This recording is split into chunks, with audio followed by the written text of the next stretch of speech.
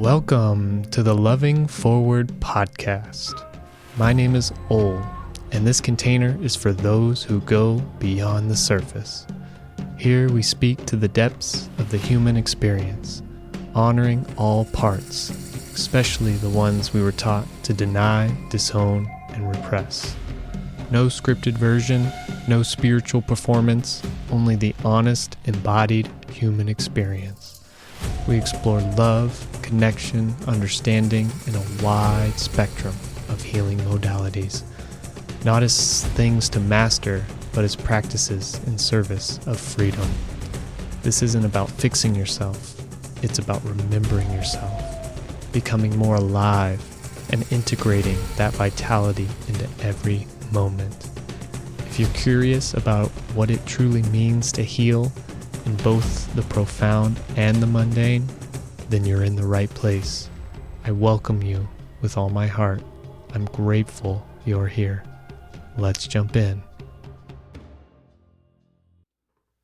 Red button is on. And hello. Welcome to the Loving Forward podcast. Hello. Who was that, you might ask? Well, I, the one speaking, is Jacob, your host, here in the healing space in Eugene, Oregon. And that other voice that you had heard from a distant land far, far away, he just teleported here, is Joe. Hi. Very, very special, lovely human, a damn good man. Just a human that makes me and others feel so at ease and safe, and just a real joy to be around. Wow. Joe Joy is what I've called him. Never. Just now. Just now. Joe Joy. But I might call him that later throughout the podcast and throughout the rest of our time together. Anyways, thank you for being here, Joe. This is such a treat, such a cool experience. As we know, a full circle moment. Your first time doing a podcast, but you certainly have wanted to do one for a long time. And I just want to open up the space first for you to explain what the heck you are, who you are, what you do in the world, and whatever else is alive on your heart. This is your time. Well, I feel like I'm one of those people who's gone through like so many different phases in their life. So I could begin at the phase that I'm in right now. Okay. Beautiful. But I'm in this phase right now of exploring, well, as far as work goes, like more physical stuff. Like I'm planning to go to school for physical therapy, perhaps next year, physical therapy assistant. And then what's happening recently is like really interesting. I never thought of like doing group fitness instructing, but that has also kind of come up in the last month and a half, really. You? Yeah. Whoa. Teaching maybe a spin or a bicycling class at the Y, or two of them actually.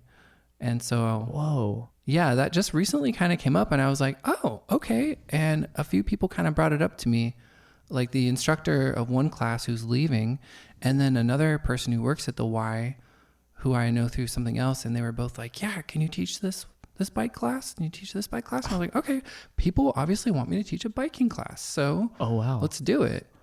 And it feels a little bit intimidating. I'm like, okay, I'm going to be like, DJing this music basically and getting people riled up to go like cycling. But I'm also like, yes, let's do this. Like I want that to be me. So wow. It's kind of like a little, like I'm thinking about it, I'm like a little bit nervous, but I took the training for one of them and I just have to get like a group fitness instruction certification through the Y. So yeah, that's that's pretty exciting to me right now, actually. Whoa. Have you done anything like that before? Why? What do you think it was that compelled them to say that to you? I think, so Ellen DeWord, she teaches this series called Warrior that she came up with. And one of her Warrior classes is a biking class called Revolution.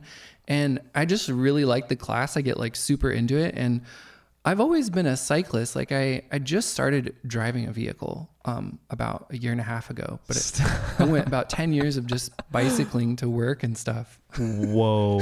Yeah. which was kind of out of amaze me. Yeah, this is so cool. Like not always out of choice, because I actually wanted a car, but I had just not always had the money to buy a car. And then in the last year and a half, I was like, okay, it's time to buy a car. Wow. So you found enough money. Yeah, to buy a car. Whoa. Yeah. That's a huge transition. It's a huge change.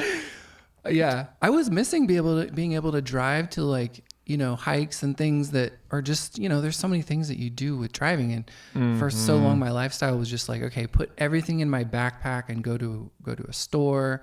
And it was kind of all based around, you know, that kind of lifestyle. Yeah. That is I mean, oh my gosh, I don't know exactly what to say. I haven't lived that lifestyle. I think I tried that when I first moved to Eugene after seeing how bikeable this city is. Oh yeah.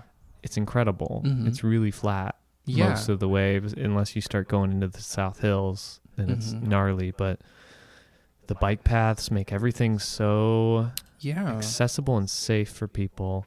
So it's amazing. And when I was doing it, I had a little I don't know what you call it, something I affixed on the bike that allowed for a milk carton to be on it, a milk cart, like one of those baskets. And so I could put extra things in there, or like for the groceries when I'd go grocery shopping. But I also had a car, so I could have the best of both worlds, I guess. Yeah. You just had a bike. And so you literally you're limited on some level, and it also gives you some freedoms too, I would imagine. I mean, the cost of having a car is pretty absurd. I mean, gas and maintenance, insurance, mold, you know, even in the Pacific Northwest. Well, one last thing was like having a car also means you're going to spend money on driving it to farther places. Like you're just, now that I have a car, or now that you have a car, it's like, oh, that trip I've wanted to do to Crater Lake or something, like I can go do that. Which I mean, it costs money to do that, or it costs more money than when you just had a bike and you're like dreaming of Crater Lake, but it's like, well, I can't go. I still haven't been to Crater Lake. Thanks for reminding me though. That is actually a car, dude. You should go. I know.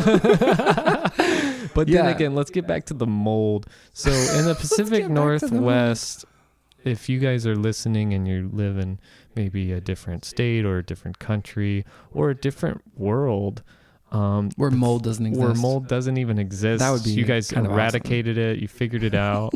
We're really impressed. I wish you'd come and let us know how to take care of it. We love mold, though. We love mold because it makes us crazy, and we love being crazy here in the Pacific Northwest. And it decomposes things that need to be. That's a good point. But when it lives in your car, like, what good is it doing? Not really Joe, much. I mean, what good is it doing? Not much. Unless you have a compost system that's sort of doing what it needs to do in your car, which we have a compost at our house, and grateful for mold. I'm grateful for the little creatures, the little tiny alien I was considering things. because I have this mold in my passenger front footwell. I think that's what that area is called. Oh, wow. Footwell. It sounds right, and it feels right. Yeah, the place where your feet go if you're the passenger on the front side. Yeah. And I always spill like my coconut water there and other stuff. And then it's really sticky stuff. Yeah, and that's the stuff that like gets moldy, and it just started getting moldy last night, and I was like, oh no. So I'm actually kind of considering just ripping that out, but I'm like, oh, that'll devalue my car. But then I'm like, well, it's my car. Yeah. I can do what I want, right? It's your car. Trust me. Some people put stickers all over their car. And they put stickers. That's cool. For my car, two things happened for my car that I'm like, you talk about devaluing the car. I got hit from behind one time at a stoplight. Someone thought there was a green light. It was still red, and they hit me. Oh. And at this time, I was in my phase of going to so many music festivals and still like partying and having, all night, all weekend sort of adventures with very little sleep. So the life, which was great because I just got a $3,000 bonus from this insurance situation with them hitting me. And most normal people who are sensible, I wasn't at this time, still finding my sense as we speak. But I just cashed that. I'm like, I'm not going to go get this fixed. It didn't change the functionality of anything of the car. It's just like, it looked bad. Mm-hmm. So I just cashed the $3,000. Mm-hmm. Wow. That was an interesting choice. And then for some crazy weird reason, I, accentuated that blemish even more by accidentally backing up into a fire hydrant, which might be illegal, and I might get totally on FBI's most wanted list after having admitted that. I didn't break the fire hydrant. Did you or make anything. That before on the podcast or just now? What? That you hit a fire hydrant? That's the first time I've ever said that on a public platform. Now AI is going to come after you, maybe. AI is going to come out. I don't know. They can do that? AI can come. I'm just being paranoid. They might. I'm super on that too, on that wavelength. But anyways, I'm saying that because it's like I hit that. I think that was, I don't know what the point of that was or the meaning of it was, but I'm just saying that's like, it didn't change the functionality of it. I think I'm going to use that car until it goes kaputs totally. Yeah, me too. That's the feeling I was getting with you, is that you're just going to use that car. What kind of car do you have? I have a 2017 Hyundai Tucson, which is a great car. Another side story about this car is with only 70,000 miles, or maybe it was 60,000, somewhere between 60 and 70,000, I was on a trip to another music festival down south, and within an hour and a half of that drive, I was driving kind of like a madman, just like passing people on the pass because I was running late or something. I was always running late to things. So I was like really putting the pedal to the metal, and it was somewhere out near Oak Ridge, past Oak Ridge actually, where I was revving up to pass somebody, and all of a sudden my just like engine just craps out and just starts like clicking really bad, and all the noises start, all the flashes start. And I'm like, oh my gosh, I am screwed right now, or something. I don't know. I was just like, that's not good. And I pulled over and trying to figure out, what maybe I can do to make sure this trip is still happening. I was doing everything I could do to make sure this trip is still happening. On the way to a festival too. On the way to a very fun music festival that I had, I planned so much for all of my festivals. So this was was the world to me, that's what it meant. Anyways, long story short, I had to get it towed and come back to Eugene, and the music festival went on, but I was not in attendance. And so, but what happened from that was, I was without a car for 2 weeks, 3 weeks, maybe a month. They found out at the dealership that there was a callback on that specific year with that make and model. On they extended the warranty on, I think that's what it was, extended the warranty on the engine. So it was actually a manufacturing fault. Wow. That led to this engine breaking. So I got a free engine. Nice. And they paid for the rental cars. I ended up going to a different thing. It was Seeing Dead & Co. at the Gorge, and I rented a car for it and did the whole trip, and they paid for that whole car rental. Wow. And they paid for the tow. They paid for pretty much everything that happened from having the engine break. And so now I have a 80,000 mile car, 2017 Hyundai Tucson with like an engine that only has 10,000 miles on it. Nice. Really kind of cool. That's awesome. So I think the car's going to last a lot longer than it originally was going to. Totally. So I'm saying all that because we're in this conversation about cars and just driving them till they crap out. And man, I'm with you. Just drive it till the wheels fall off, essentially. Yeah. But get the mold out too. Right. Yeah, get the mold out.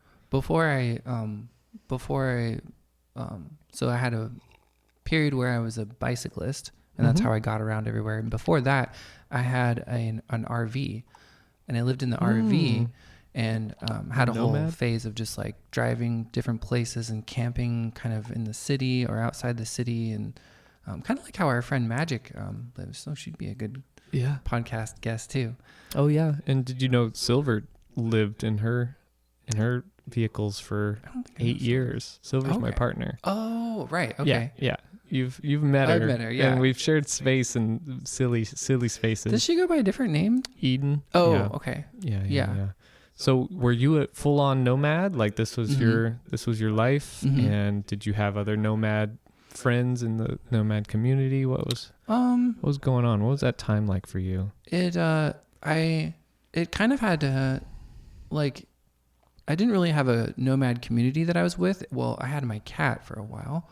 That counts. But I kind of transitioned, like, because I was so nomadic, I was kind of between Portland and Seattle and some little excursion to the Bay Area. But mostly just kind of in between those two cities. Oh, okay. And I kind of had a different community in both places. And then I kind of just drove around different places. And I had a job at the time at a behavioral health care place that I worked the night shift at. And I just kind of had, it was a few years that I spent living that lifestyle. And then also in that time period, I was doing city repair in Portland. They have this village building convergence, and I was a core volunteer for that. Just living out of the RV, and I was also running a videography kind of gig through my RV. And it was a wild time. I had so much fun during that time. I remember I was, in 2011, when I first came to Eugene, and I had my first kind of like, this is Eugene. I came to this festival called Fairy Worlds down here. Oh, wow. And I haven't heard that one.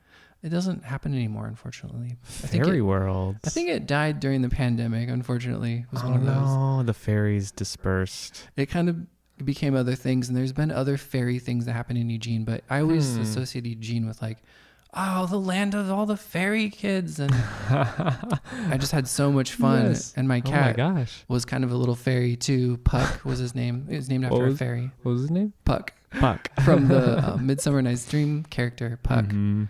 And that was always been. So when I had the opportunity to move from Portland to Eugene in 2021, I think. Oh wow! I was like, let's go, because I came down here I moved down here to work for Mountain Rose Herbs. I got into herbalism while I was in Portland, and also during the pandemic, and just a whole lot of transitionings happened. And I was like, all right, I'm leaving my job. I'm moving to Eugene. Whoa! And I've been here for about 3.5, maybe 4 years now. It's 2026. Wait, how many years is that? 2020. 5 years. Is that 5 years? You and I moved to Eugene at the same time. Around the same time. Gosh, time flies. Yeah, exactly. Wow.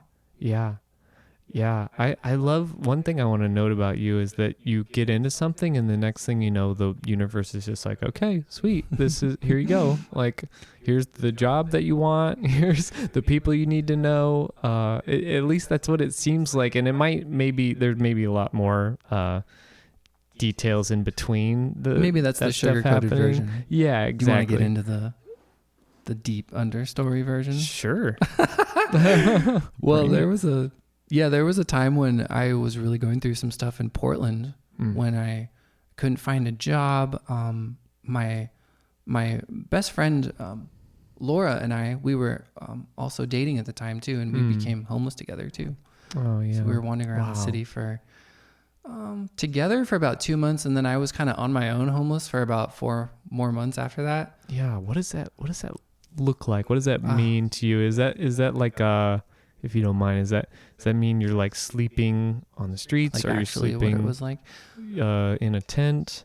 At the time, I had a tent that I borrowed from a friend, and I had there's so many different kind of like levels of like homelessness and totally privilege, like what do you have access to and stuff. And I had so I didn't have a phone. I mean, I had my phone, but I only used Wi-Fi, so I didn't pay my phone bill. I was also broke, so that's why I was homeless.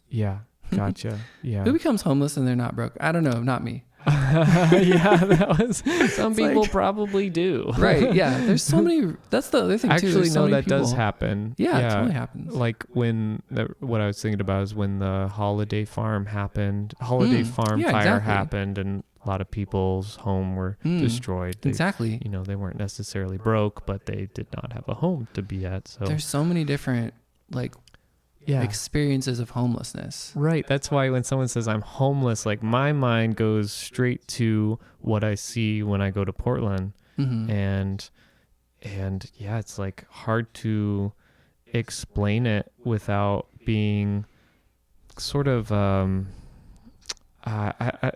it's hard to explain it without it sounding really bad. Right. Yeah. Or to not be compassionate about what's going on. But it does. It looks challenging. Right. Looks really challenging. I mean, normally, not normally because there's no normal, but what I've seen is like there's like, these camps that are under a bridge, or maybe they're in an alleyway where there's tents lined up and garbage around and right, and just things where it just like it looks really challenging. So I'm wondering, I have what that version looks like in my head. I know listeners probably have their version of what it looks like in their head, and so I'm curious, as someone who's actually done it, like what did that look like for you? What was a day in the life of Joe as a homeless person? Like some people might even consider a time period when they lived in their vehicle right, like homeless too. And exactly, when I lived in my RV, and I kind of was doing a homeless thing, but I never associated that with feeling. I never felt homeless because I actually had a home that I was driving around. So how could I be homeless? The RV. Yeah. Right? No, totally. I agree with that. Yeah. But a lot of people would say, they're homeless, but in their car camping. But I also at that time had work and, a stream of money. This other time though, I had access to a storage unit. So that was kind of one bit of privilege, I guess.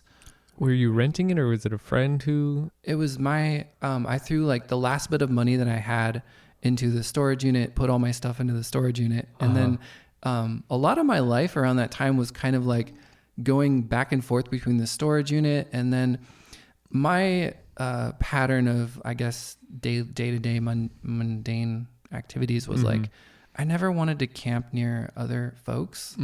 Like, so I would go far away. Like I would camp into Forest Park, deep into Forest Park, or come all the way down to Selwood. And I would always bring my tent and pack up everything kind of early in the morning. So I was just kind of like, and the other thing I noticed is that there was so many unseen other people like doing the same thing as me. Oh wow. And they would be kind of in these far away parks, like what's that one that's on Powell Boulevard? I would go to that one. Powell Boulevard. I don't know. I was also thinking Mount Tabor. Is that another place? I camped in Mount Tabor a lot. Yeah. And I would just kind of like, I would kind of show up in these places like around dusk and then be gone basically at dawn. Wow. So no one would even know. It's yeah. Like and I wasn't like stealthy. Trashy or anything like that. Yeah. And there's a lot of what you're saying is there's a lot of people like that. There was definitely more than you notice when when I was in that situation. I noticed so many other people kind of in the same situation. But that makes sense. When I wasn't like in that situation, like, fast forward a year later when I have a job and I live in an apartment, I hardly ever would see those kind of people. Or totally. You might not even know that they're homeless either. Like, I don't think many people knew if they saw me, doing activities or at a coffee shop that I was actually homeless. Wow. See, that's what's really fascinating right now. Yeah. I mean, you're talking about the day-to-day, so you would be, you would have like these places you would go to at dusk, be gone by dawn. And then during the day, you're talking about maybe being at coffee shops, or is there places that you went and showered? Yeah. It sounds like you were fairly fairly hygienic and yeah. So, and I'm curious, okay, so like city pools and stuff like that, taking showers. So you had all that figured out. Was there like this sense of I didn't really have it all figured out. Yeah. Like I kind of knew what needed to happen like on a day-to-day basis, but the whole time I was just kind of, well, not the whole time. I would say when Laura and I first basically became homeless, we kind of just accepted it as like, oh, okay, let's like try this out for a little bit. And it was actually pretty fun. That's really cool. Like we were having a lot of fun just basically camping around. It was also in the summer. This was a great time to basically be homeless. We're like, okay, let's just not pay rent. Let's go camp here, camp there. And we just had kind of a fun time, actually. That is kind of really cute, actually. I mean, it was cute. Yeah, we were like bonding. And we had all these dreams, and we wanted to start our own podcast called Evolve Love. Yeah. Which is really similar to Loving Forward. He's trying to steal my podcast, everybody. So if you want to, I'm going to put a vote up, and we're going to see... should Joe steal the podcast? And if there's 100% votes on there, you will not hear from me the next week. No, I just love this podcast. I'm just like, it's so funny because when I listened to the description in the beginning, I was like, that sounds so much like Laura and I's Evolve Love. Yeah, I stole it. It must have been one of those things that was in the ether. Right. And it's just like, and you just got to catch it, you know, when it's right there. And I don't know why I became the steward of whatever it is in the ether that we've all kind of, a lot of us have seen and felt, and I caught it. I don't know how that happened, but what I do know was when I wanted to make the podcast, and it came to be like, okay, well, now I need to get stuff for it. The stuff arrived. The stuff was just showed up, and shout out to dear friend Sean Bon. He's this is all his equipment. He made this happen. So I mean, the space I made happen in a lot of other ways, which is a great container for a podcast. I love it so much. Anyways, what I'm saying is that when you decide you want to do something, the universe is very much either going to give you everything you need in a way that's quick, or in a way that's takes time, where you really need patience, but it'll give you little breadcrumbs along the way that let you know that like you keep trusting this. It either shows you that, or the universe gives you like a moment where it's like, boom, pivot time, and whatever that is. And I'm curious if that, like, cause you guys were homeless, you and Laura were together thinking about starting a podcast, like really working earnestly towards that. And then what was that moment where things pivoted? Like when things fell apart? It doesn't even have to be necessary that it fell apart. I mean, that's one way to look at it. I mean, there's multiple ways to frame it. You guys were, we could use this example of like, you guys were getting really close to starting this podcast. And the universe is like, is corresponding in one way or another, whether it wants you to do the podcast, or it actually has a different plan for you, and it pivots you. Well, is there any thoughts, any like specific memories that come to mind? I remember at the time we were also listening to a lot of podcasts, and we were also helping a now friend of ours write. We were helping him ghostwrite a book that was his life story.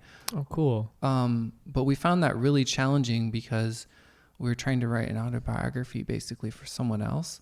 And we were doing a lot of like creative work around this. Our heads were so far in the clouds though. I think we had so many ideas. We were so excited, and she's a brilliant artist.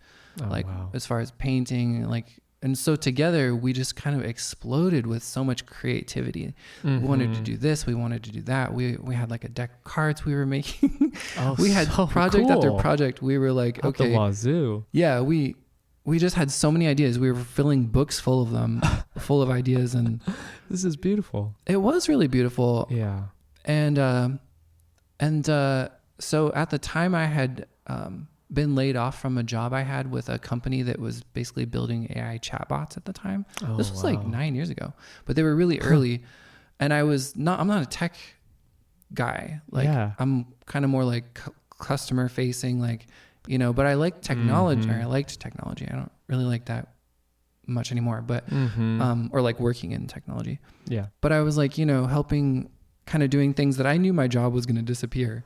So anyway, they laid me off. Yeah. And I was collecting unemployment, and that was kind of one of the big faults was like I didn't realize when the unemployment money ran out. And I thought I was looking at the details of my claim, I guess, that I thought I had like 6 more months or something. And it turned out Laura and I were moving from place to place because we moved out of one place and we started paying rent in another place. And then another month goes by, we were starting to pay rent in a different place. So we had moved around a bunch, but we were all just kind of using my unemployment money to service that. Oh, wow. And then it just disappeared. That's kind of like what happened financially. Gotcha. But we just kind of accepted it as, all right, let's pivot now to doing this, but without a home. And then it became really challenging later on when I felt like I couldn't get out of that situation. Like I kind of expected it to be easy for me to get out of the situation. And it was kind of an ego. It was very challenging.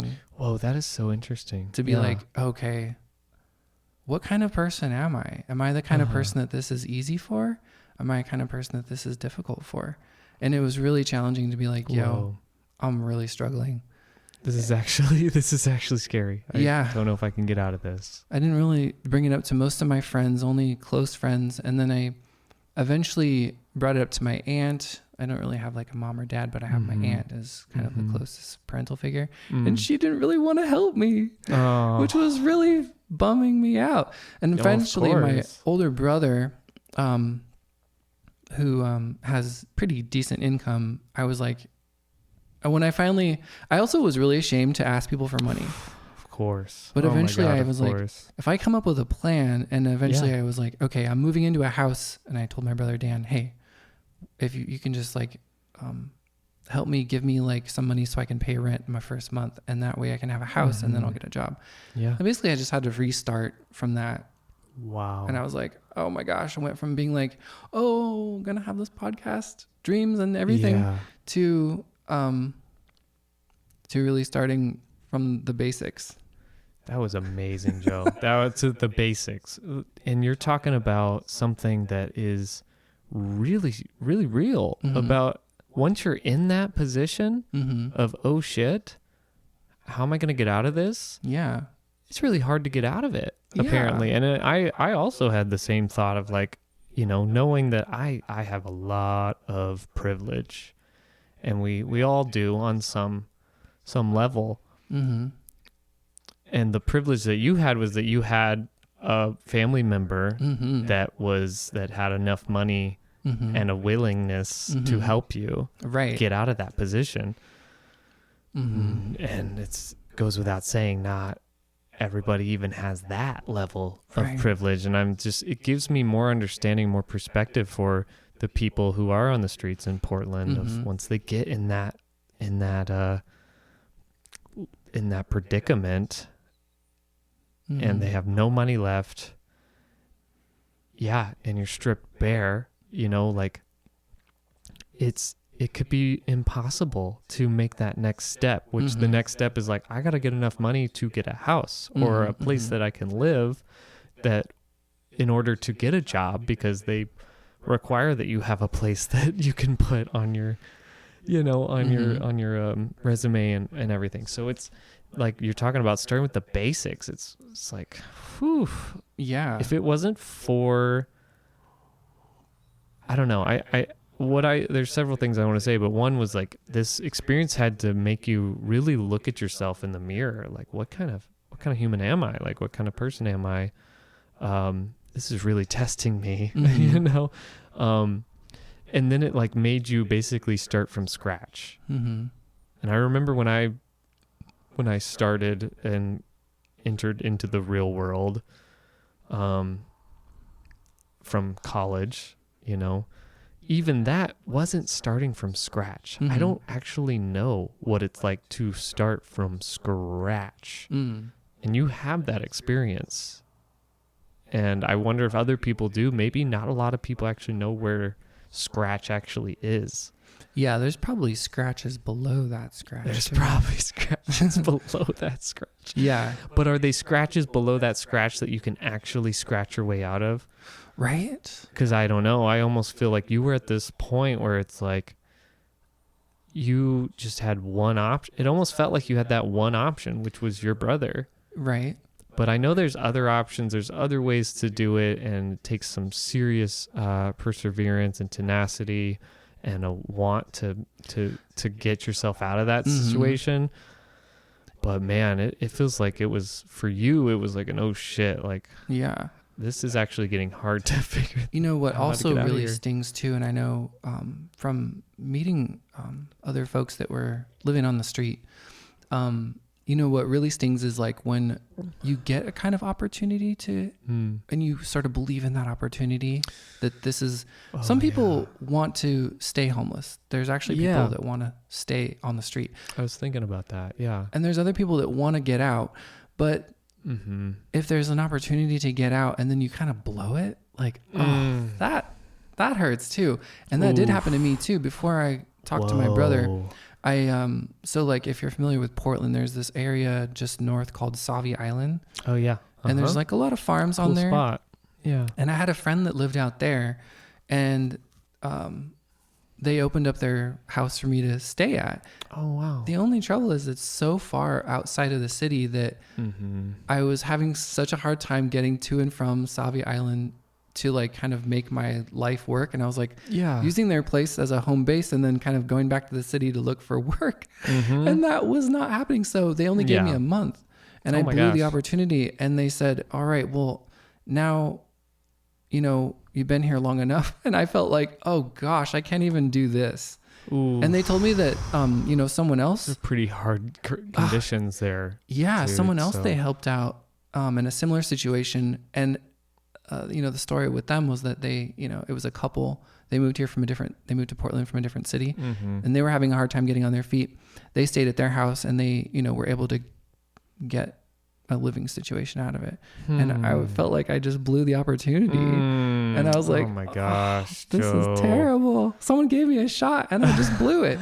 But I feel like a lot of people kind of have that experience, and it is another hit to the ego. Just like, oh, you couldn't do that. Oh, you couldn't do that. Yeah. Oh, Joe. Oh my gosh. I just want to like say that I don't think I could have done it either.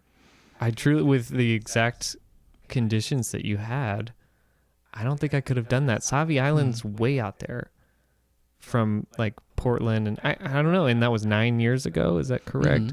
I mean, I can't even remember what it was like 9 years ago.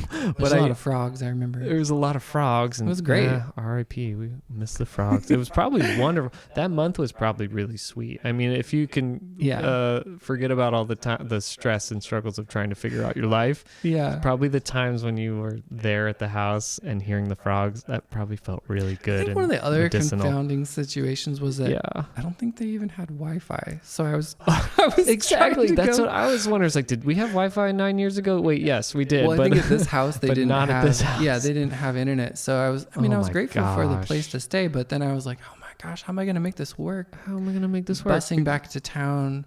Well, first I had to walk to the bus stop, which was I think 2 or 3 miles from their house. That's about an hour. Anyway, and I find that a lot of homeless people, like when they're in this situation like that, I was like, you know, to get all the services that they need, they have to truck around a whole city. Eugene is smaller, so it's kind of like easier. But in Portland, there's like, you have to go here to get this. You have to go way over here to get that. And people kind of do this circuit all day of like going here, going there, and you're just kind of servicing these little needs. Yeah. Bit by bit.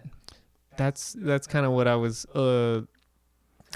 talking about earlier when I was like, it sounds like you kind of had it figured out. You were taking showers there. Maybe you were getting some food there. But that probably takes some time. Actually, probably takes more time than I realized to get those things figured out and know where the services are. And, yeah, I mean, I'm grateful for Portland, and I'm grateful for Eugene, the way that we do take care of our houseless folks. Yeah, I'm really grateful for that. It does make it seem like you can be houseless and get your needs met, but the like really basic needs, of course. But yeah, man, I'm hearing you. I'm feeling that blow to the ego, or to the just your beingness, your like existence, basically, of being like, you got a month to figure this out. We're gonna give you this house. You should be praising us.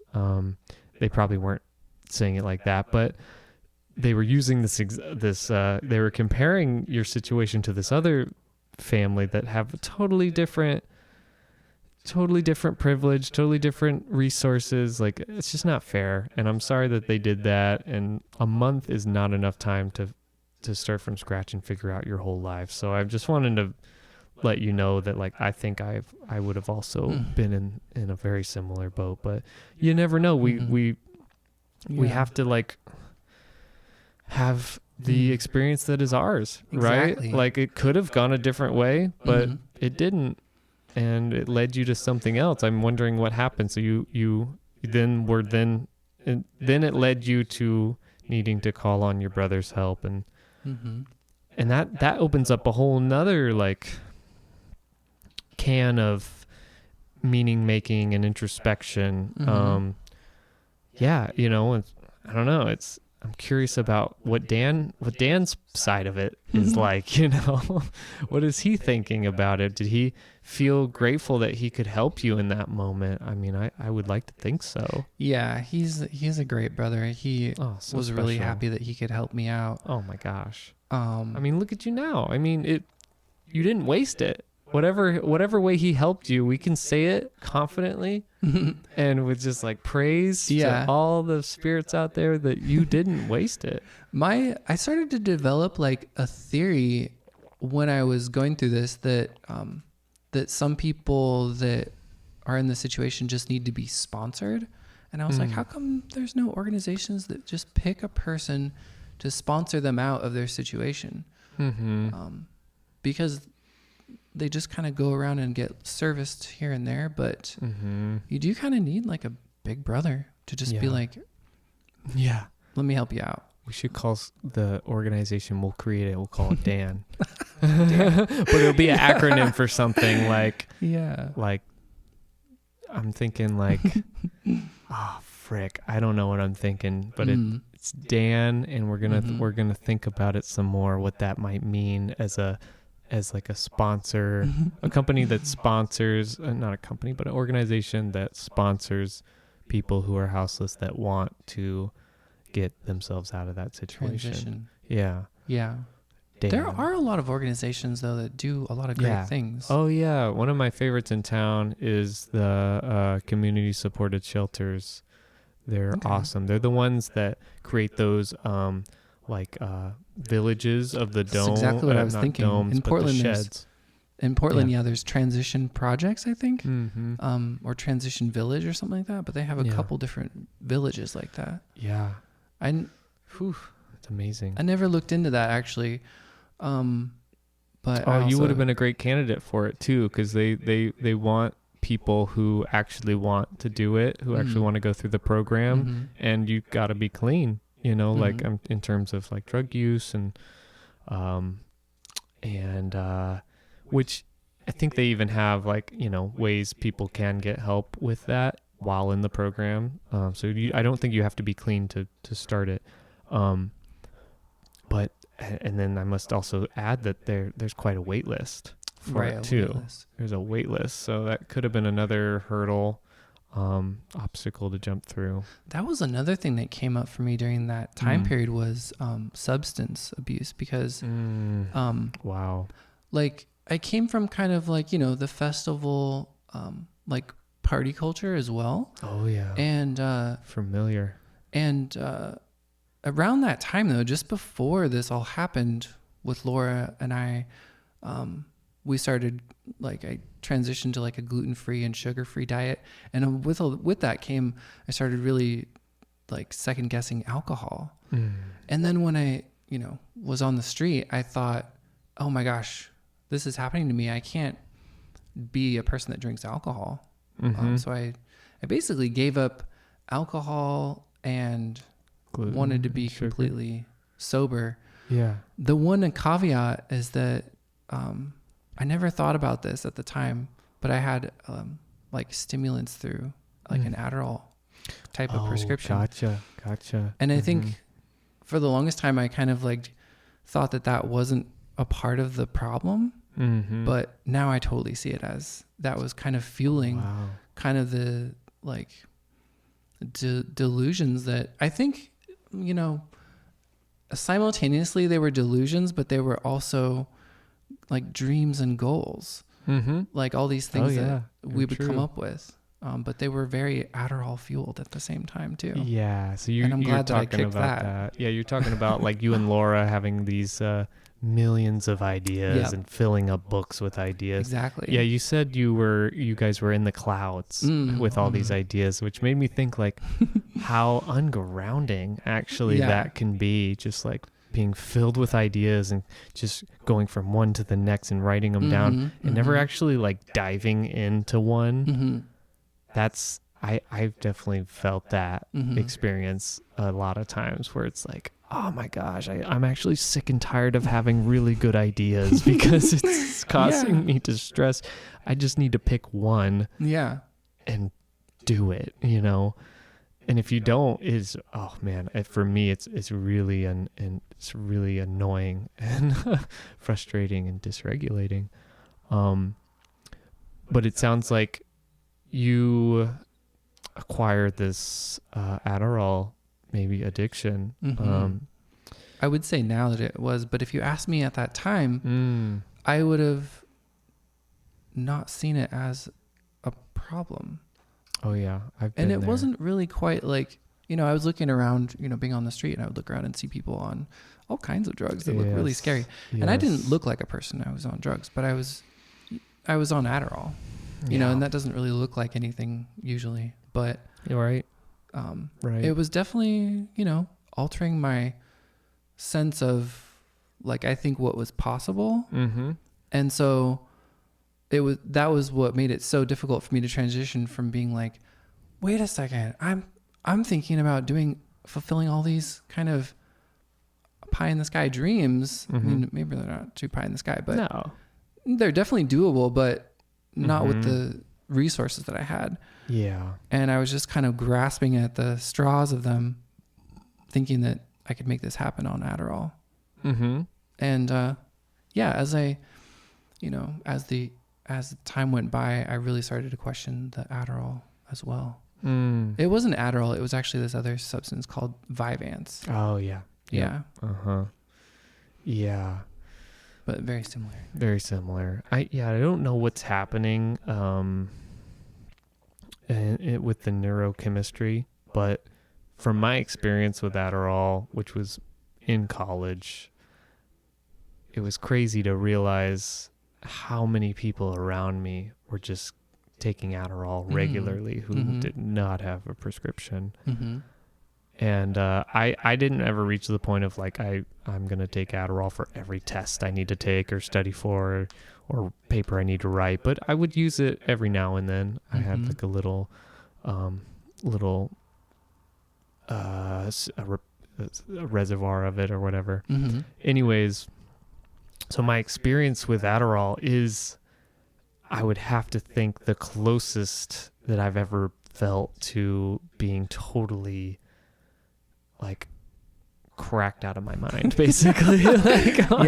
For me. And that's because of my unique, already like innate neurochemistry, and the way that it would interact with the Adderall and the effects that it would have I felt like a total, like, just maniac. Very ungrounding and very restless.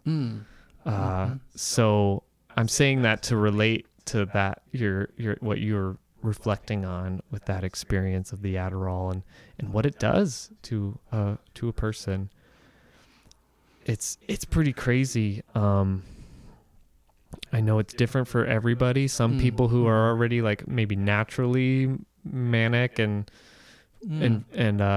frantic, they take it and it really does calm them down, which is great, you know, and it focuses them, which is great in some way, you know, of course, or maybe not another way, you know. It's that's a what's the word that when it's a sticky subject, it's oh man, I'm blanking on the words because I have to pee, and everybody knows that I have to pee because it's 50 minutes into the podcast. It's whenever it's oh my gosh. Okay, I'm gonna pee in that way. I'll remember the word, and we'll come right back to this subject. Everybody, please hear from our sponsors. Okay, bye. And we're back on, I think. Let me check the red dot. Oh yeah, it's on. So, you know, I'm so grateful that my podcast listeners know that that we're pretty human. We're actually really, really human. And having to pee in the middle of a show, call it what you want, unprofessional, irreverent,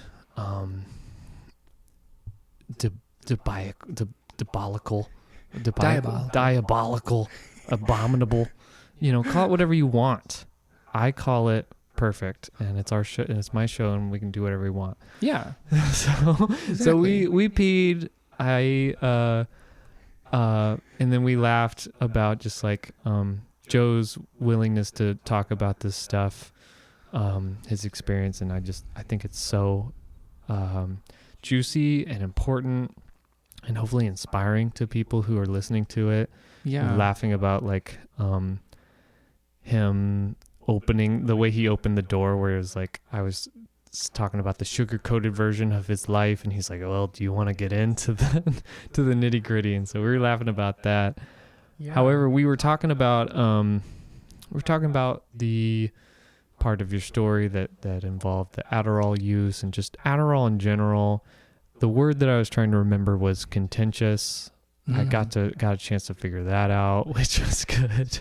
You know, do you ever have that issue when you're trying to remember a word and it just kind of hurts? Yeah, so when you can't remember it. Oh, it's right there too. You know? So it's like, am I getting old? done. Is my brain forgetting things? Like, we're always forgetting things, and it's actually good that we forget things. Is it good? Oh well, yeah, that makes sense, just to kind of like free up. I heard that on a podcast once. Anyway, it's good that we forget things.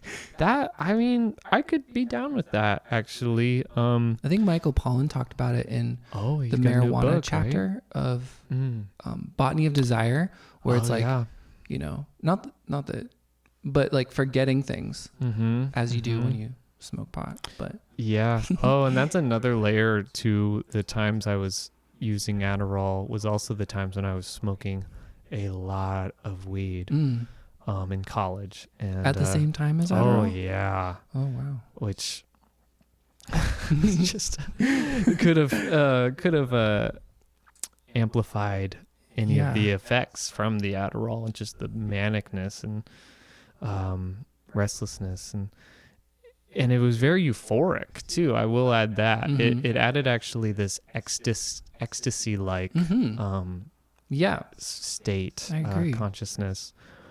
Really cool. But anyways, Adderall, you kicked sugar, you kicked gluten, you kicked alcohol, and then you came to a point where you realized that there was an issue with Adderall. Right. That was like the last one. Yeah, that was the last one. And so were you able to kick that pretty easily? No, that was actually harder. Oh my gosh. I think than the other things that I realized, I have this addiction to this. Well, I don't think I really had like an alcohol addiction, but like kind of just like the bad habits I had with going to like party scenes and using like the party drugs, I think like the speedy ones. Oh yeah, I know like what you're talking about. All those different weird concoctions of things. I was like, okay, I'm not doing that so much. I don't do that anymore. But yeah, I still like psychedelics. Yeah, I don't know if we can talk about that. Okay. No, I'm just kidding. But we're gonna edit that out. No, I'm just kidding. We're not. We can definitely talk about psychedelics. We can be very open and honest about where we are there. If people are following my work and my writings, they know that I have quite a history with that stuff. And however, the last year I've been pretty teetotal with my substances and just like sticking to green tea and cacao being pretty much the only stimulant and consciousness altering sort of substances. However, I'm a huge proponent for psychedelics and synthetic medicines, plant medicines. That's something I've been privileged to sit with in this last year while I've been teetotal. And so I've found this like difference, this huge difference, this preference that I have now where when and if I want to use or sit with psychedelics or plant medicine, it's got to be in sort of a ceremonial context. However, you can create ceremony in your own ways.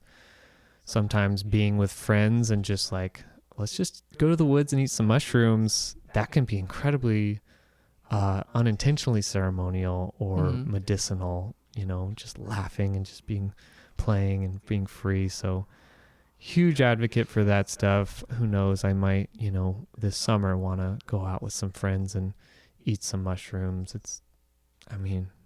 Why not, I never had any shame around psychedelics, but the two subjects that I had a lot of shame around, we've already talked about, and it took me a long time to bring those up to people. Sugar, the Adderall addiction, and then the fact that I was homeless and had a really difficult time with it. Wow, those are two topics that like I didn't really even start talking about the homeless history until basically I moved to Eugene, and I think do you know Evie? Joe.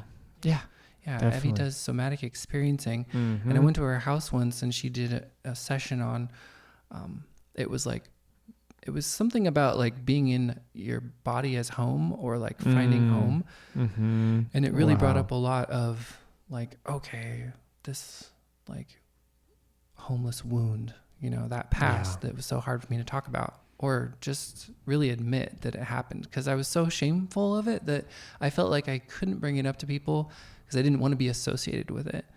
So I had to get enough distance from it to even be able to talk about it. Yeah. And I feel like that's what happens a lot with like shame and Adderall is similar story, but I feel like that was easier for me to talk about. And actually I wanted to bring it up so that people would hold me accountable to what I was saying.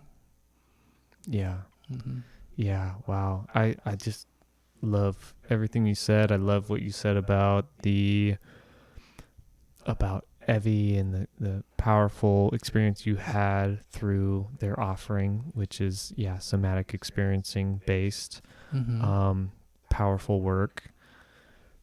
I've also been involved in some of the groups that they've led, and it's amazing stuff. And getting into those wounds through the body is that's like kind of my shtick as well.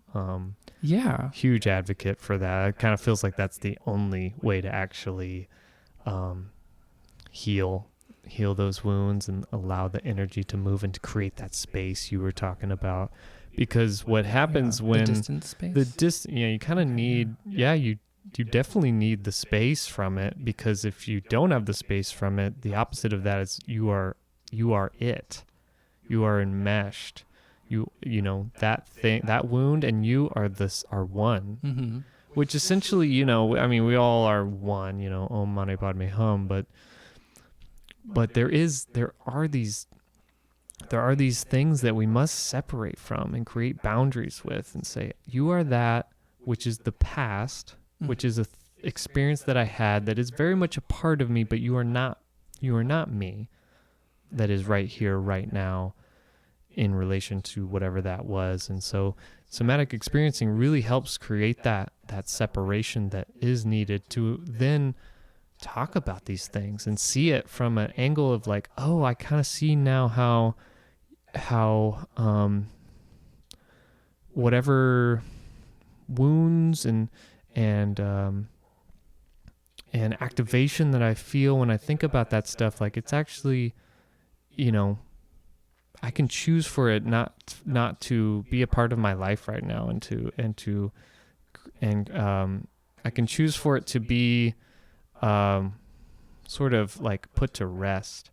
It's not serving me right now. And so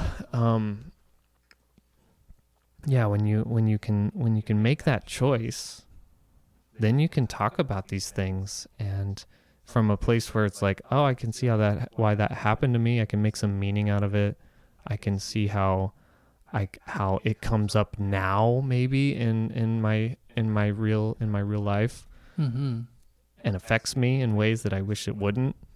Mm.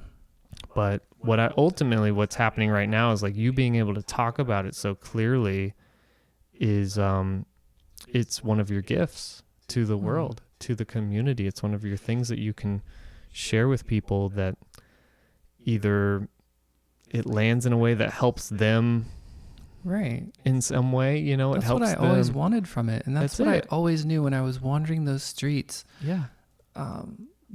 Listening to the one like music set that I had on my headphones. That I listened to on repeat. What was that? It was this set by this DJ named Om Aloha. And it was called like Earth, Wind, and Fire or something like that. And I listened to it basically on repeat, and it had all these good messages in it. Oh, wow. But as I was wandering through the city, I always I envisioned like one day this experience that I'm having is going to help other people. I don't know how. Like maybe I'll be talking about it on a podcast. Yeah, here we are. Full circle experience, guys. Exactly. Seriously. This was the exact moment that I needed to know existed when I was in that situation. Whoa. Like this moment here, me looking back is what gave me like hope. Like I'm like, okay, this is not the end of my story. Like, yeah, this isn't where it ends. Yeah. And you're so much more than that experience, and you learned so much about yourself. You learned about what you're made of at that moment, right? Like that moment you're talking about, it's like, wait, who am I? Mm-hmm. Yeah. Am I the kind of person that ... Like I was so malleable. I've always been pretty malleable actually as a person. Like, I've always been kind of an enigma. Like, who am I really? So. Well, I'll tell you what, man, it really pays. It really, whatever it was, and whatever you learned through that is really paid off, because thank you. What I see is an incredibly beautiful human, a really special human that gets along with everybody in a way. Like, I don't know, from the outside watching you, like the sense I get is you know who you are and you're comfortable with that. You seem really comfortable with who you are, with the way you come into spaces, and you're just like, I'm Joe.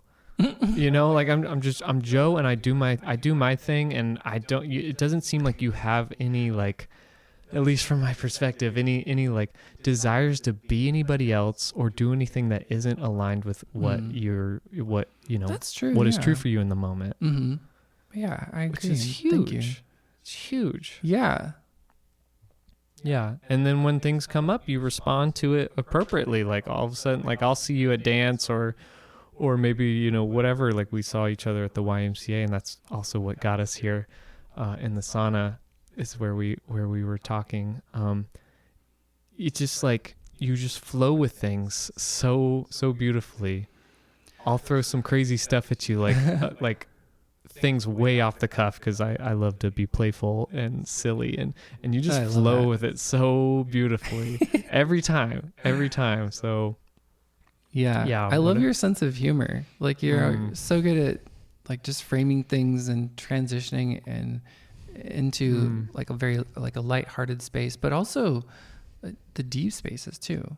So it's like you're a very holistic prism to like speak with about, you know, Wow. your past. And I think, yeah, you have a very healing approach to people and interacting with people. Wow. Like just a well-rounded, like, let's get to know you. Let's be lighthearted. Let's also be as deep as we want to be or need to be. Wow. Yeah. Oh, Joe, So that I appreciate means a lot, man. your mission and what you're doing Mm. a lot.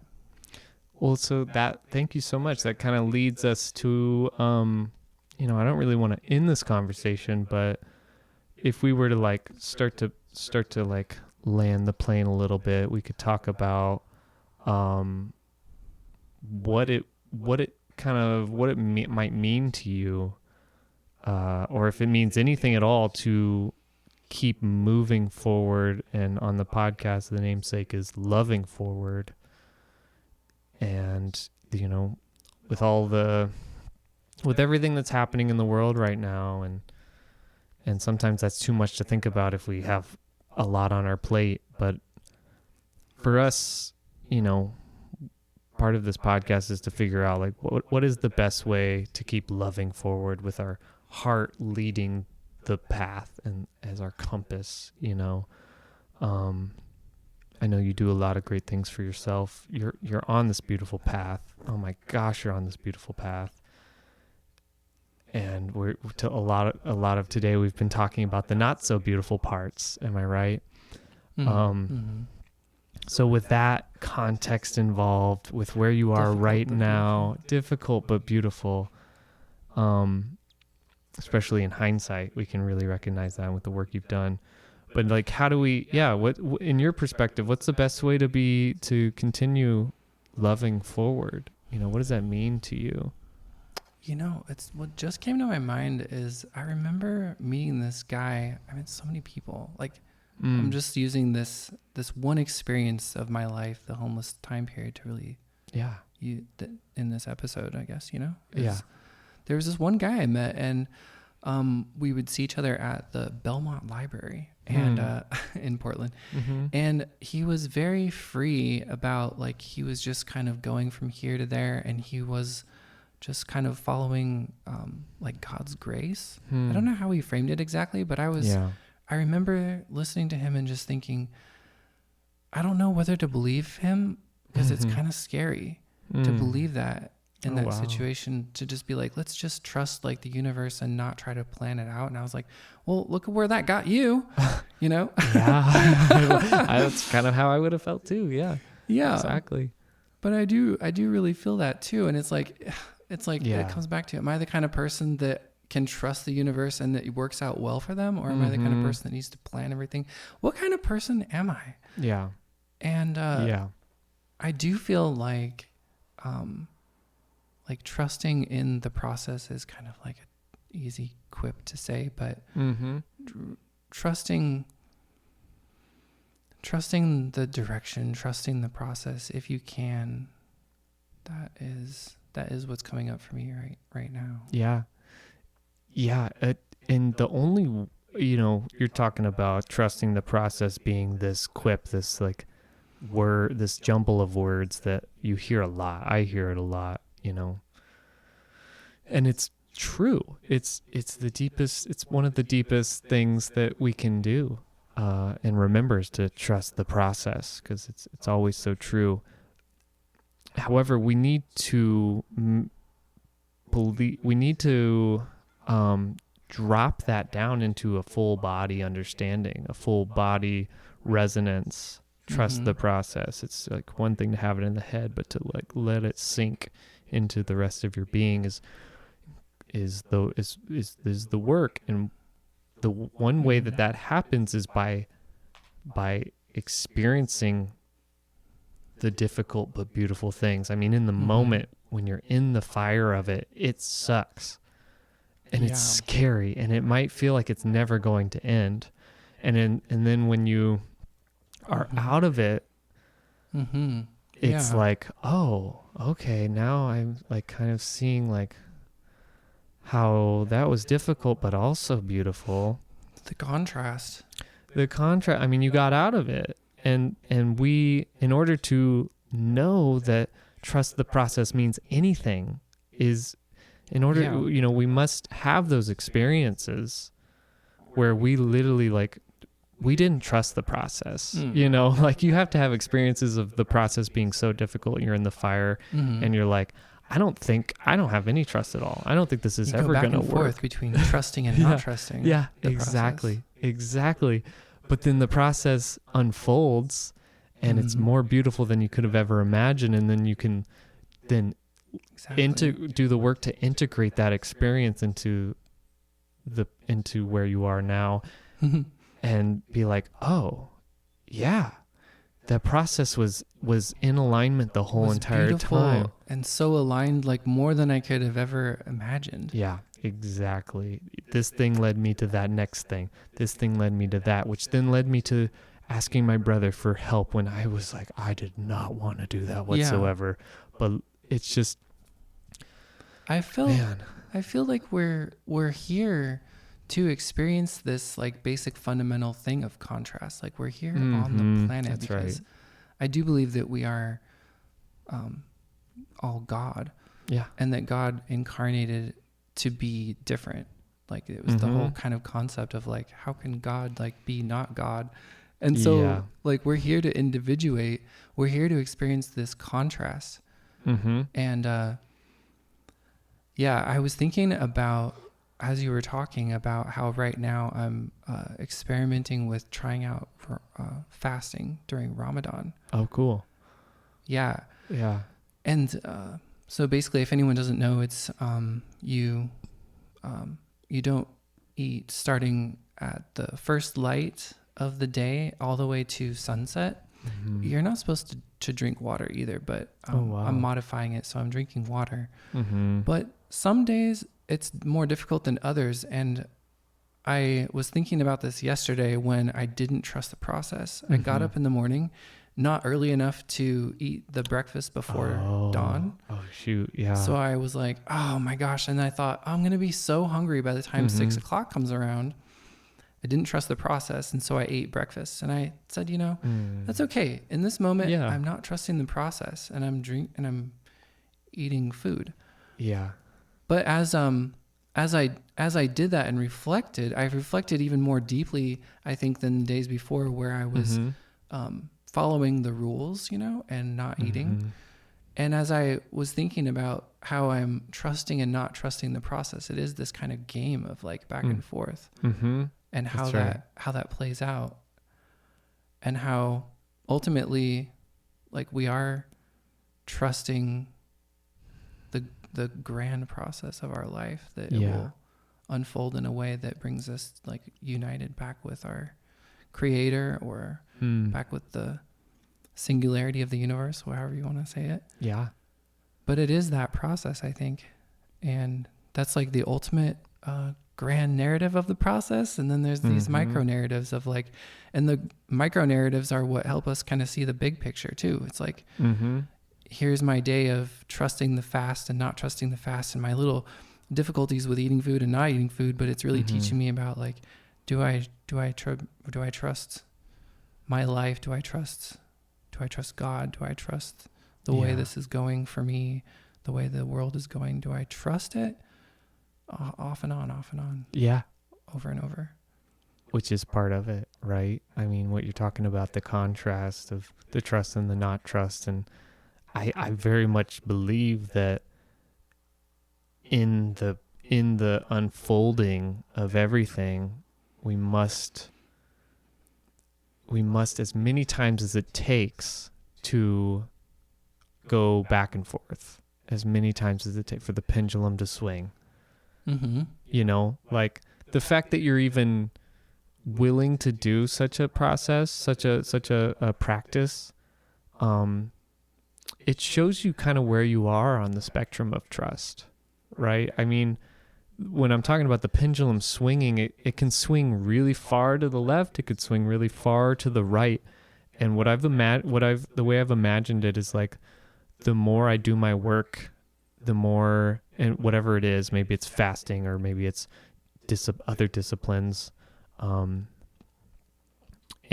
trust, for example, like the pendulum could swing a little less to the left, a little less to the right, until it like settles somewhere in the middle. But that's part of the process, right? Like, you had this micro moment of not trusting the process. Mm-hmm. And what can you do about it? Can you beat yourself up the rest of the day?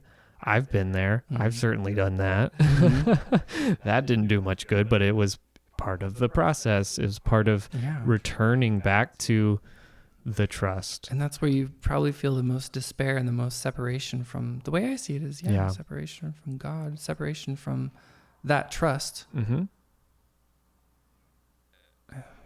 Yeah.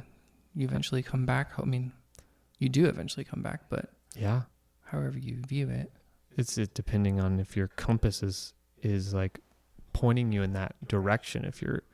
If your attention and your awareness is on God, and or at least you're intending that to be where you're looking, like the view, then you would think that anytime you look away, that your concentration will return back. For me, I'm a student of the breath, so just remembering my breath is like a remembering of the view of God, of looking towards God and connecting with that, which really connects me with my intention for why I'm here. Thanks for reminding me to breathe, because I think I was not even breathing. I mean, I probably was also forgetting about breathing too, man. I would just get so in my head about like, I want to make sure we talk about, talk about these complex things as well as possible. And I certainly get excited, but it's very much part of the process.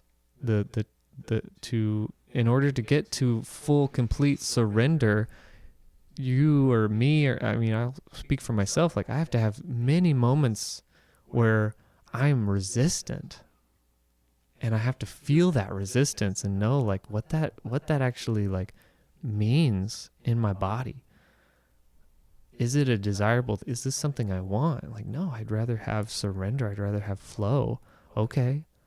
Well, what are you going to do about it?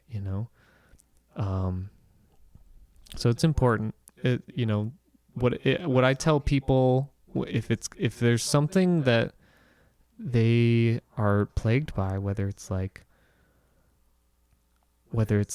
sugar, and they're like, oh, like I'm not going to eat any more sugar. I'm not going to do it. Well, there they are, just like caught in this like fever of like, don't eat the sugar, don't eat the sugar, don't eat the sugar. Do that as long as you can, and then have the sugar. Really, what is most important in that is the presence, the amount of presence that you can give to both states. Don't eat sugar, don't eat the sugar, don't eat the sugar. How much presence can you give to that? And then eventually your mind will be like, okay, like I'm not going to eat the sugar. It's all good. Like I'm doing something else. But then there's a moment it comes back, and you eat the sugar. What are you going to do? You ate the sugar, but can you be more present? Can you practice the presence throughout that whole process? If you can, then there is going to be a change that happens. Mm-hmm. And it's like what they say in yoga classes, like being present with the breath, like especially when you're holding like a difficult pose, and trying to be as present as you can with that breath while you're in there. And that's where a lot of change happens. That's right. In that space. It seems like the presence is this amazing, it's like I kind of imagine the tension and the resistance as this really like is a frozen thing. It's like a block of ice. And when I bring awareness in my breath and even compassion and maybe my love for it, which I think presence is synonymous with love, that I start to feel the ice start to thaw. Mm-hmm. And I've done that in lots of meditations, bringing my awareness to like a certain sore spot in my body and just imagining it as this block of ice that just starts to thaw and be this beginning of a stream that just goes on and on and on, turns into a river. And that's one thing I really like to do. That sounds like a somatic experience. Well, I'm telling you, I love the somatic stuff. I love the visual, imagining things. In shadow work, we do a lot of work with our imagination. You know, when you're talking about like your inner child, you know, when you're in that seat of doing that work, you can see that inner child. You can like name their facial features. It's just like so real, so vivid. Or maybe like for me, I was doing parts work the other day. I was receiving parts work from my therapist. What's parts work? Oh, that's like internal family parts, internal family systems. Oh, okay. Which they weren't necessarily framing it that way. They're a little looser with their stuff, which is great because I'm kind of like anti framework. I would more prefer to just like, you know, utilize whatever we can from each modality and use it whatever way we feel most compelled and inspired to use it in that moment. Yeah. So they didn't necessarily like call it internal family systems, but they were like, let's do some parts work, which is what I also do in shadow work. But parts work is like there's these different you know, there's these like entities that live within me. I'm going to speak for myself because that's the easiest way to describe it. Other people might disagree if I was like, this is how it is. This is what it's like for everybody. But in me, there's these entities that live inside of me that originated in years past, like usually in childhood or adolescence.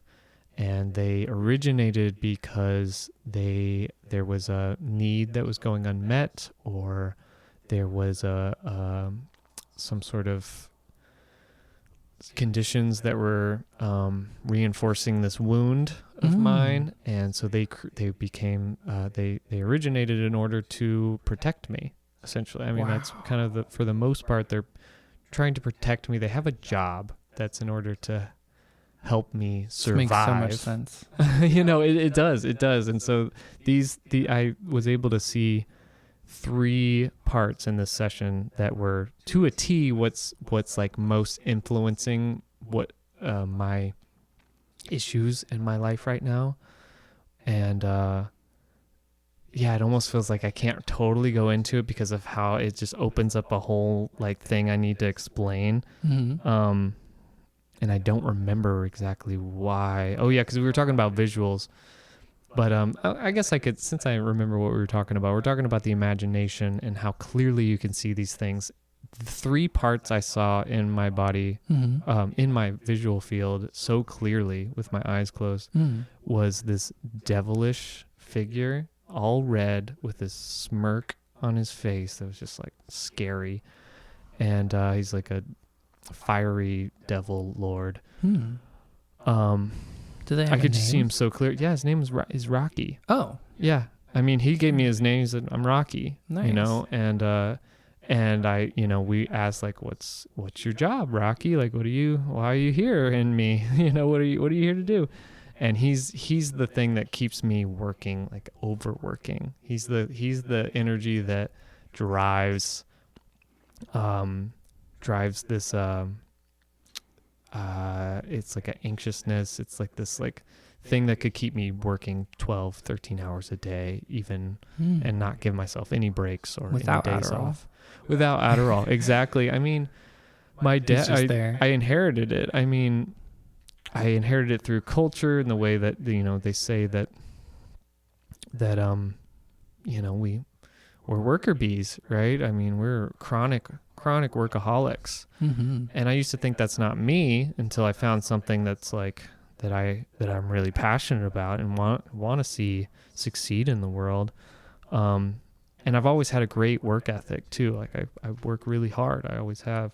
I realized my dad also worked a lot. He was on salary, so that's a trap that gets people to work way more hours than 40. And he would just do it, So I'm almost assuming, and there's a reason why that creature evolves and is created, because it convinces me that if I don't work extra hard, then I'm going to fail.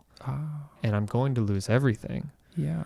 I'm not going to be able to provide for my family. That's a big part that I'm sure my dad was super plagued by, being the sole provider financially for our family.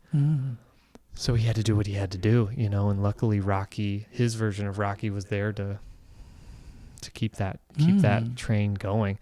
So I had that. I could see him so clearly. The next one was this Ron Swanson looking guy. Ron Swanson from Parks and Rec?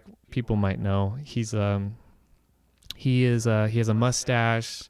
He's like the epitome of everything that's wrong with masculine culture, Oh, okay. Like he represents that. Is he like the guy from Mad Men too? Oh, no, he's not like that. I mean, I don't know exactly. I mean, that there is some interesting stuff about Mad Men. I can't remember. I think I only watched the first season, maybe first 2 seasons, but he makes fun of like all this. It's a funny show. But one he's thing, like the caricature of masculinity. Sounds basically, yeah. And one example is in the show. We're rewatching it just because it's a nice light show and just kind of eases us.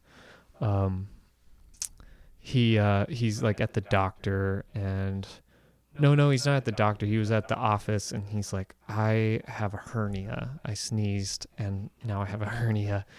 And he was talking about how it there was plenty of signs that were indicating that this could happen.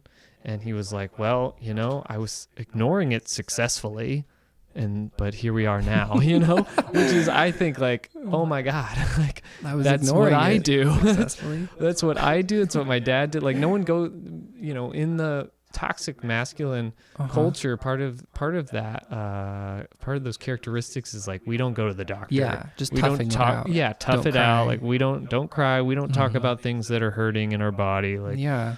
We're just going to ignore it successfully, and we do successfully. Is his name Ron? Ron Swanson. Is that his name too? No. Oh shoot, what was his name? The part's name. Yeah, the part's name. He was Man Baby. Yeah, because Ron Swanson, he has the combed hair, he has his mustache, and he also has a diaper on, and he represents for me this child in me that just wants to be taken care of, has like this arrogant aloofness to him, and he's there because of the relationship I had with my mother, who was very coddling and took care of everything for me. She's no longer around, which people know. He learned that he should be cared for because that lets him know that people care. Right? So he creates things for other people to take care of so that he gets the validation that people actually care, which is really strange. And I mean, it makes sense in a childish way. You get attention when you need care. That lets people know that lets you know that people do care about you. So, but it's very maladaptive once you're an adult man. So I see. I've had to really work with this part, and it's so great that I see him so clearly now. Yeah. So when all these come parts up, basically have like coping mechanisms that are legitimately developed, but then no longer serve like a purpose. Well, yes, there's something along those lines. It's maladaptive. So it was adaptive. It was a really intelligent adaptation. at that time when it developed, but at some point now it's a legacy. Yeah, it's something you do not. It's not that I want to get rid of it. Yeah, exactly. I want to work with it. Want to work with it. I see where he's coming from. There's a positive intent there, but it's like I was talking about earlier. When you are it, then you operate from that from that state. Right. I see what you're even in the present moment, where it's like, in this moment, I need to be the present me, the adult man that I am now today, but I'm acting like that man baby. I'm like basically embodying that man baby in that moment, which is not good in relationships. And so in parts work, you learn to not be it. You learn to separate from it so that you can then tend to it the way it needs to be tended to. In an example, with relationships, it would be like, oh, man baby's here and he's needing something. So there's a need that's going unmet for him to feel like he needs care. Maybe he legitimately does have something that needs cared for, but really he just wants to know someone cares for him. I need to be that one that can step in, like me, capital S self, which is what they call in so many different traditions, but especially IFS, internal family systems, capital S self needs to come in. True self needs to come in and higher self tend to that man baby in me. So I see him so vividly. The third part is Nervous Nelly, which was very obvious. I actually, the only thing I remember about Nervous Nelly in terms of visual was them biting their nails, just like biting their nails. I almost couldn't see their face because it was like they're just like, So, and their purpose was sort of similar to the devilish man, but not totally aligned. So I'm saying all that because of this all actually lived in my body. That was another part of this, is like I could feel where did I feel? I think I felt the devilish man in my throat. I felt the man baby not in my heart, but above my heart, in my chest, my left pectoral. And then I felt the Nervous Nelly like in my stomach. And that still feels really, really truthful in this moment too. Yeah. And that's where you get all the information too. If you can really bring your awareness to those to those sensations in your body, you can get so much information. It's so much amazing is coming up for me right now. Actually, when you're telling that story, I realized that I've done something similar to this, but I didn't know what it was called or have a framework. But like you said, down with frameworks. Paraphrasing. I'll have to write about that a little bit more, but I mean, pretty much. I just don't like being limited. I like the space to just be there's no edges here. Like we can just play around, right? But anyways, what you're saying. Oh, well, something very synchronous happened yesterday, actually, at the ecstatic dance, which ties into this. Wow. I was kind of walking around outside the building, just kind of exploring the place. I wasn't really set on being inside. So anyway, I was exploring outside. And at the village school in Eugene, there's like all these, it's just a beautiful little campus for elementary school age kids. It really is. I know. I'm really jealous of those kids. I know. And on this one wall, there was a mural that I noticed someone else, Amelia, pointed it out to me because we were both walking around. And it's this fox or a coyote who's wearing a cloak. Oh, wow. And there's some stars coming from them. And I realized in that moment, there was this part that I'd been working with for a really long time. When I was 8 years old, I was living in this, I was adopted by my aunt and uncle. Oh, wow. And just before living with my aunt and uncle, I was in this really bad living situation. where I was basically just very afraid and didn't speak at all. Very like a very, very little speech with, there was other people living there. It was a group home, and I just did not feel safe there for a variety of reasons. And anyway, when I got out, I moved in with my aunt and uncle, and not too long after that, I was visited in the middle of the night. This is something that I feel like a whimsical child would be able to like appreciate, but I saw a being, it was a fox wearing a blue cloak with stars on the cloak, and he was sprinkling, or she was sprinkling dust on me. And I woke up, looked at this being, and I was immediately afraid of the being, and then it saw me afraid and then was afraid of me, and then we both went, ah! And I took the blanket over my face and just like hummed until about like 5-10 minutes later, opened it, and the being was gone. And this is something that like, okay, that was an 8-year-old experience, but when I feel like I never let that go. I told somebody at school the next day, and they thought, that was crazy. And I was like, all right, I'm never telling anybody else about that. Until like years later, I started doing like animal spirit work. I started getting really into just like different messages that animals send, birds, all kinds of animals. And that was one of the decks that we started to make, was all about like animals and the different like amazing messages that they send. And have you worked with the medicine cards? I worked with the medicine cards too. That was basically my inspiration. Yeah, it's incredible. From the beginning started with seeing that deck and then being like, okay, let me build off all of this other experience that I have. I love that. That's so cool. And so, the fox medicine to me was, and this is what I realized is a part. The part was the fox was camouflage and hiding, and that was what I did in that living space before my aunt and uncle, was hiding. So I really developed this, like I got by in that living situation by not being seen, and it really did serve me, because all these other kids were getting like yelled at, and there was some really weird stuff that happened there. Of course, but I was always like hiding, like I had the fox protector looking after me, and I only got yelled at once by the person that ran the place, but that was it. I feel like I kind of got out unscathed, but I was actually pretty traumatized by it, the whole situation.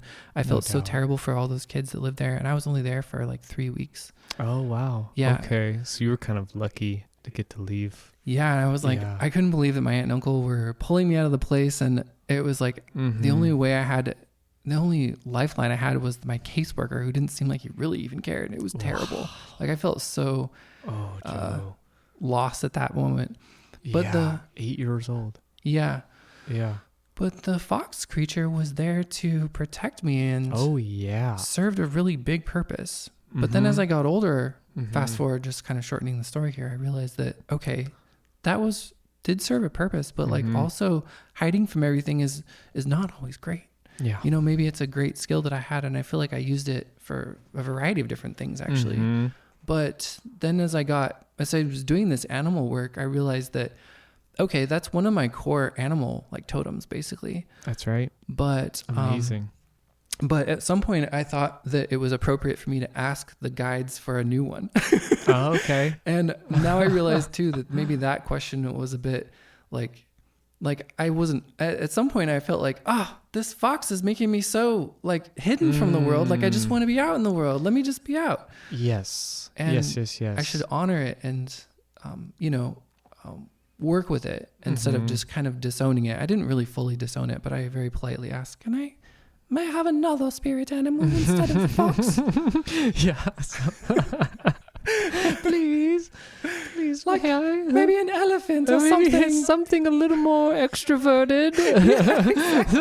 Something or a giraffe. Giraffes are fun. Or a lion. You can't really hide as a giraffe. Yeah, exactly.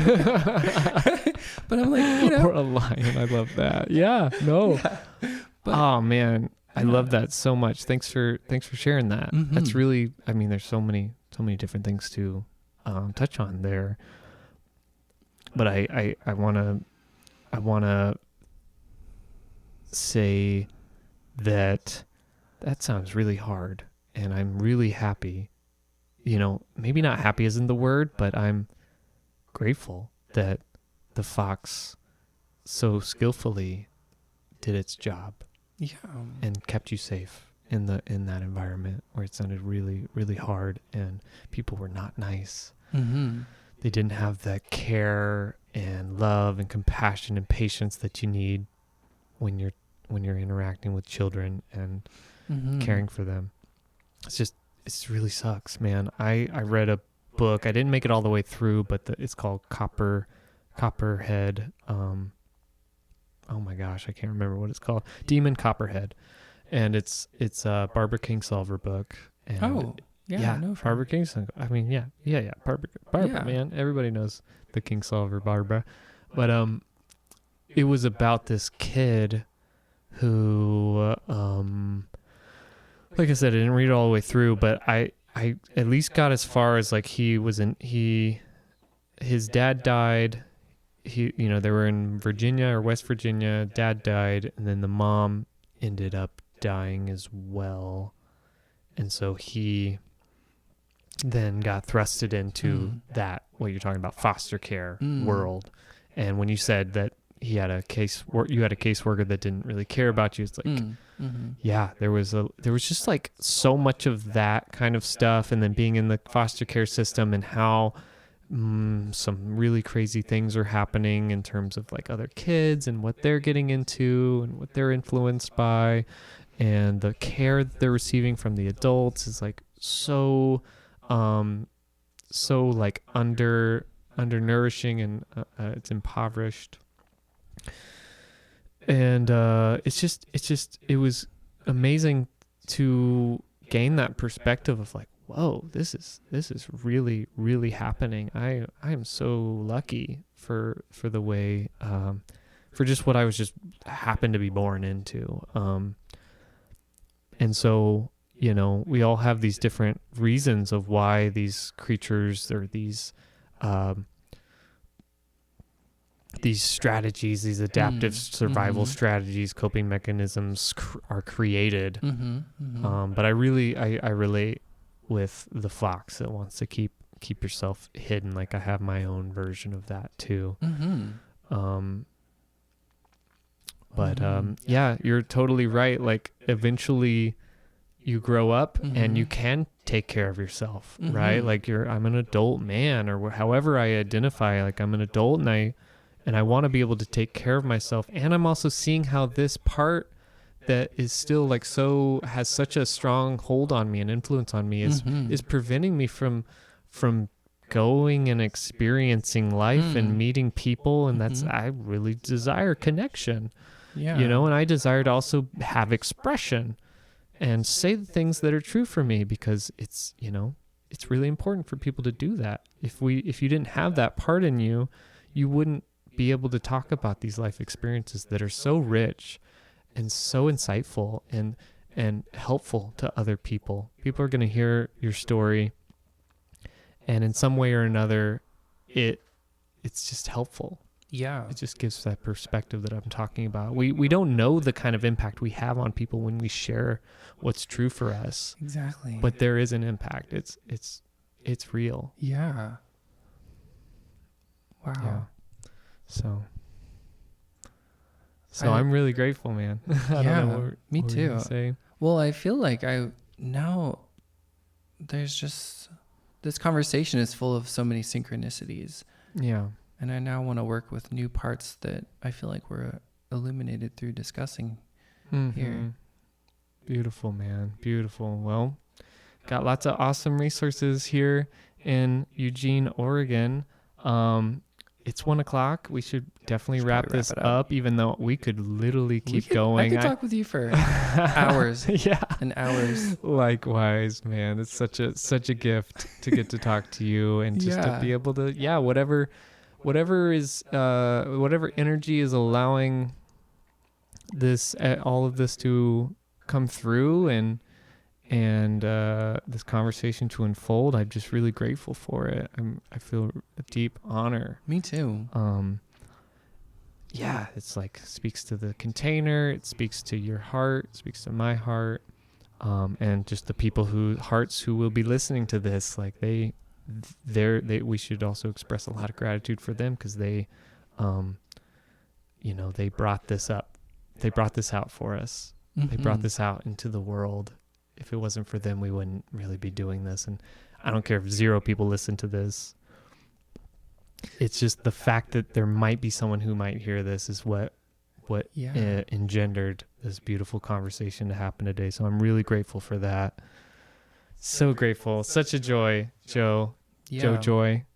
Yeah. Joe Joy. That's right. You said you were going to bring that up again. That's right. Here it is. I have another nickname too. I go by, another group of people call me Doe. Doe instead of Joe. Okay. Because they thought I said Joe. And wait, so I just kind of you do say Joe. I mean, they thought I said Doe, but I actually said Joe. I meant to say. Okay. So I just rolled with that, and I'm like, okay. All right, I'm Doe.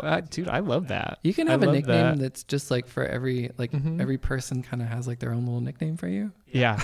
Yeah. And Joe is so like, kind of basic that it just asks for nicknaming. Joe. Joe's such a solid name. I mean, it's just such a solid name. I love Jacob. Thanks, man. I feel really good about that name. I have a whole journey with Jacob, and I needed to let it go and let it die, actually. Put it in the closet, and then use Ol for a certain amount of time. But I'm really happy to be reclaiming Jacob. To be a Jacob. Yeah, to be a Jacob. It's kind of a weird name. Jacob. It makes me kind of want to spell it like J-C-U-B. C-U-B, Jacob.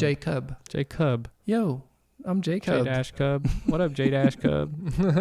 Jacob. Yeah. Jacob. Yeah, it sounds like really cool that way. Yeah, DJ Jacob. DJ Jacob. Yeah. Yeah. It does sound cool that way. But it has a lot of history. Our names are both biblical. Yeah, I know, and I don't like the biblical description of my name, but I'll work with it at some point. I saw some other things that may have been kind of just created just out of the ether, people just like maybe condensing less of like what the Bible says about Jacob and how he shows up in that, and more just like maybe just like the general feel of the Jacobs in the world. Seem to have like a pretty common thing. It's almost similar to like zodiac sign. Like I wonder at least if it's similar to that. Have you ever gone to Urban Dictionary and looked up Jacob? Oh yeah, no, I haven't done that, but I like that kind of stuff. I really do. Yeah, we should do that after this. Anyways, I have to pee again. Yeah. We have to find a way to close this. We're going to land this plane. We're going to land this plane by just saying thank you, I love you, sorry, please forgive me, and we will continue to love forward. And blessing. My generic blessing, I call it, is that I bless you in your health, in your happiness, in your spirituality, your success, and then another one I added on there is integrity. Wow. And it's just a generic blessing. So I bless myself, I bless you, and I bless everyone who's listening with those qualities. Yeah. And that's perfect. Yeah. That's perfect. Actually, I had no idea how we were going to end this podcast, but I think you just nailed it. Yeah. And then so it is, everybody. So this was our podcast today. We love you so much, and we'll see you next week. Thank you, Joe, for being on. You're welcome. All right. Bye. Peace. Thank you for spending your time with us at the Loving Forward podcast. I appreciate your presence, your attention, and your willingness to be curious while swimming in the mystery. If something in this episode resonated with you and you feel a call to explore your own healing work, I offer both in-person and online sessions in shadow work and breath work. I also lead in-person men's groups here in Eugene, Oregon, and I would love to have you join us. You can find all of this on my website and stay up to date on current offerings and my latest ponderings on Facebook and Instagram. The website and handles are in the description. These practices support nervous system regulation, emotional integration, and a more honest, embodied relationship with yourself and others. You're welcome to reach out, ask questions, or take the next step when it feels right for you. contact information is in the description. Until then, keep listening to your body, keep honoring your truth, and keep loving forward as best you can. And so it is.